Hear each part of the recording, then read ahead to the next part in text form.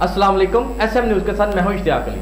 खबरों का सिलसिला बढ़ाते हुए खबर शामिल करते हैं ननकाना साहब से। डिप्टी कमिश्नर राजा मंसूर अहमद की ज़ेर सदारत मुमकिन सैलाब और हालिया बारिशों की सूरत हाल से निमटने के हवाले से किए गए इंतजाम का जायजा लेने के लिए DC ऑफिस के कमेटी रूम में इजलास का इनकाद किया गया।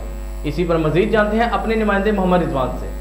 जी रिजवान, क्या तफसीलात है आपके पास? जी ननकाना साहब, डिप्टी कमिश्नर राजा मंसूर अहमद की ज़ेर सदारत मुमकिन सैलाब और हालिया बारिशों की सूरत हाल से निपटने के हवाले से किए गए इंतजाम का जायजा लेने के लिए DC ऑफिस के कमेटी रूम में इजलास का इनकाद किया गया।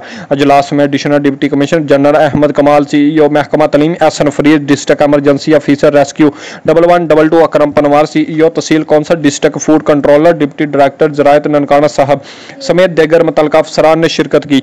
इस मौका पर district emergency officer rescue 1112 Akram Panwar ने डिप्टी कमिश्नर राजा मंसूर अहमद को मुमकिन सैलाब के सिलसिला में किए गए इंतजाम के हवाले से तफसीलन ब्रीफिंग दी।